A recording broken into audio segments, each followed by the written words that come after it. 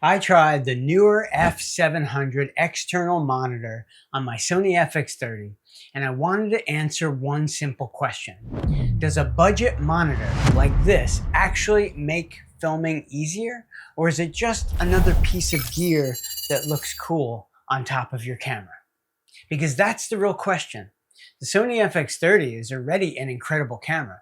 It has great image quality, shoots beautiful 4K, gives you S-Log, Cine EI, slow motion, autofocus, all that stuff that makes the camera such a powerful filmmaking tool. But there is one thing that can still make shooting with the FX30 annoying: that little screen. If you're outside in the sun, shooting handheld, trying to nail focus, trying to expose S-Log 3, trying to check your framing and see if your face is actually sharp, that little screen can get frustrating fast. So I'm testing the newer monitor, the F700 with the Sony FX30 in the real world. I'm going to show you what comes in the box, how I set it up, what it actually does, what I like, what I don't like, and whether I think this is one of the best budget monitors you can get if you're shooting on the FX30. Now, quick disclosure before we get into it, this video is not sponsored by Neewer, but Neewer did reach out to me and send me the F700 so I could test it, review it, field test it with my camera setup. The links in the description below are affiliate links, which means if you buy through those links, I may earn a commission at no extra cost to you. But as always, I'm going to give you the real world version, not just the spec sheet version. Here's why this matters. A lot of people buy the Sony FX30 because they want that cinematic image. They want to shoot better YouTube videos, better client videos, better talking head videos, better outdoor footage, better product shots, better everything. But once you start filming seriously, you realize something. Seeing your image clearly is a huge part of creating that better image. If you can't see your exposure, if you can't see your focus, if you can't see your composition, you're guessing. And guessing is where a lot of mistakes happen. You get back home, you pull the footage into Premiere, and then you notice the shot was slightly soft, or the top of your head was cut off, or the background was distracting, or your exposure was off, or your S-Log 3 image looked fine on the camera screen, but the actual file needed more help than you thought. And that's where an external monitor starts to make sense. Not because it makes your camera better. It makes you better at seeing what your camera is doing.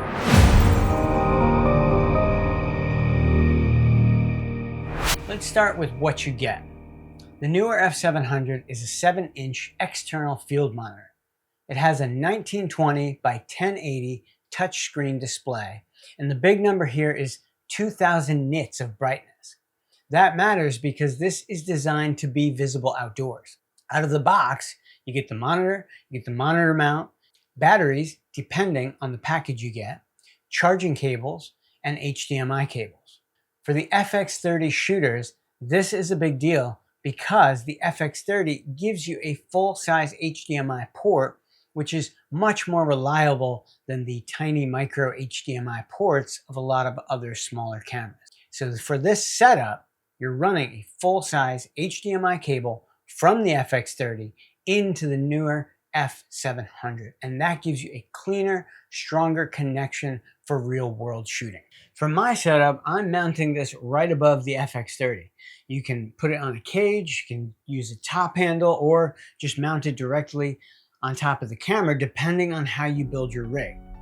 For a lightweight handheld setup, I'd keep it simple.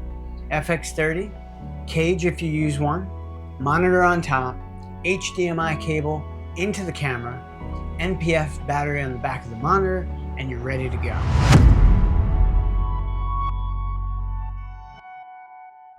Setting this up with the Sony FX30 is pretty simple. Plug a full-size HDMI cable from the Sony FX30 into the HDMI input on the F700. Power on the monitor, power on the camera, and you should see your FX30 image on the 7-inch screen. Then make sure your HDMI display settings are set the way you want them.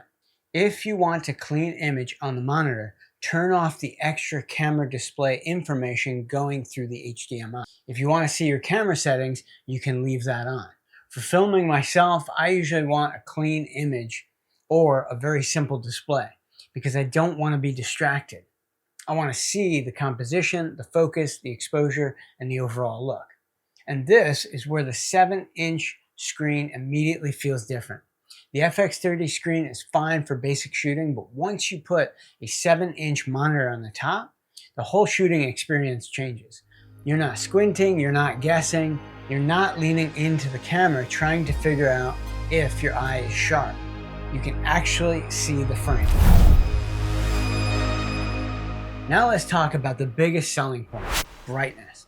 The F700 is rated at 2000 nits, and this is one of the main reasons this monitor makes sense as a budget filmmaking monitor.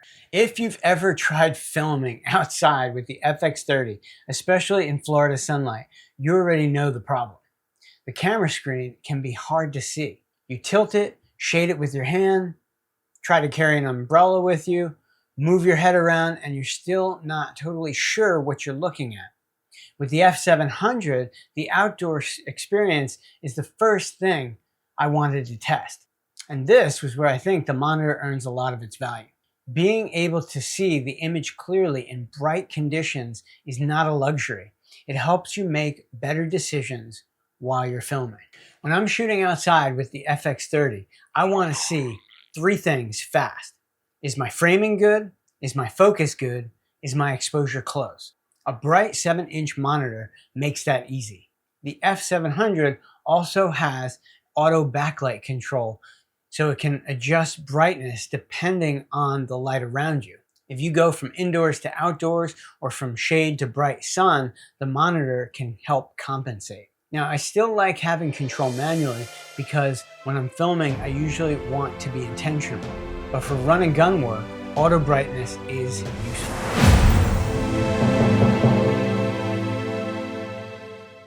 The second thing I noticed is how much easier composition becomes. With the FX30, especially when you're filming yourself, doing product shots or shooting handheld B-roll, a bigger monitor helps you catch the small stuff. It helps you to see, is there something weird in the background? Is the horizon crooked? Is the camera too low? That sounds simple, but it matters. A 7-inch monitor gives you more confidence when you're shooting solo, and confidence is huge. I can put the FX30 down, frame myself, step into the shot, glance at the monitor, and immediately know if I'm good. For focus, the F700 gives you tools like peaking and screen zoom, so if you're using manual focus lenses, or you just want to double check your focus, you're not relying on the camera's small display. This is especially useful if you're using something like a fast prime lens on the FX30. If you're shooting at f1.4 or f1.8, focus can look good on a tiny screen and then be just a little off when you view it big. That's where this kind of monitor helps.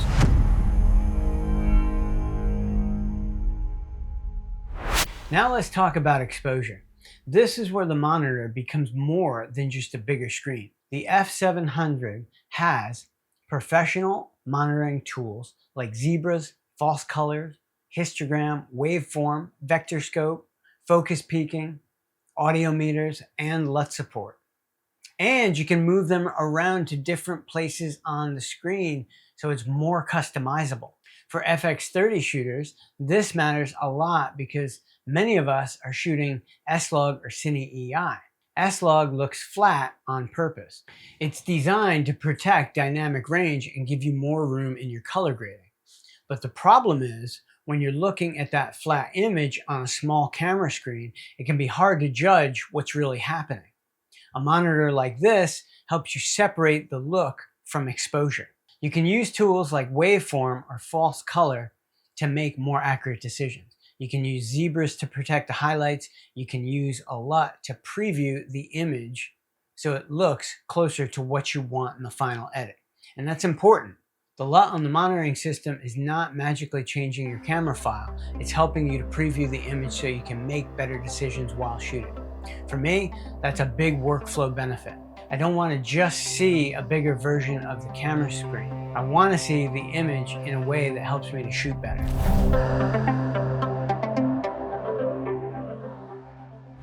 The F700 comes with built-in LUTs and also supports custom LUTs. That means you can load a look into the monitor and use it as a preview while filming. If you shoot S-Log on the FX30, this is really useful. Or you can expose your log footage properly, but still see a more finished image in the monitor. It helps with lighting, it helps with skin tones, and it helps you decide if the shot actually has the mood you're going for. For YouTube creators, this is huge because a lot of people are not filming on a big set with a crew and a director of photography standing there. You're the camera operator, you're the lighting person, you're the talent, you're the audio person, you're the editor. So anything that helps you see the final image while you're filming is valuable.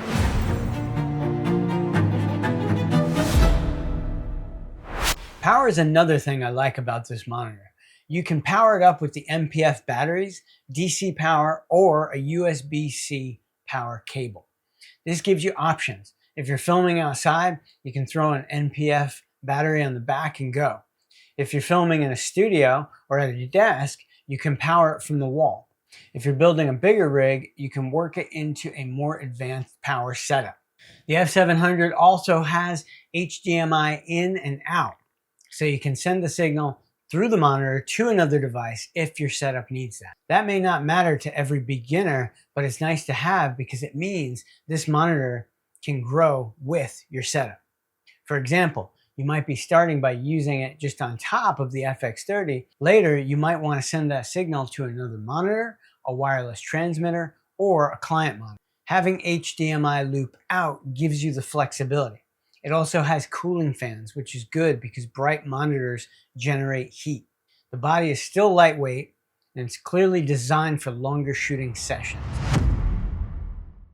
Here's what I like most about the Neewer F700. Number one, the brightness.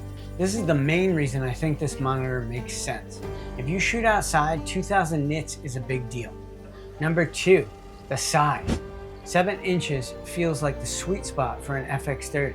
It's big enough to actually help, but still small enough to keep on a camera rig. Number three, the touchscreen. The touchscreen interface makes it feel modern and easy to use. You're not digging through everything with tiny buttons. Number four, the monitoring tools.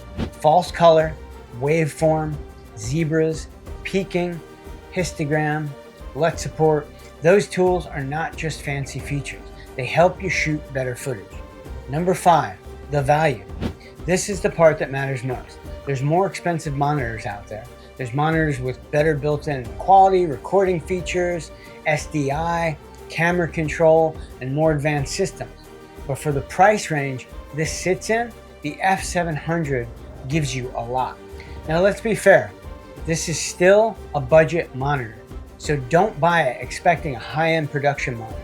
This does not record footage. This is not an Atomos style monitor recorder.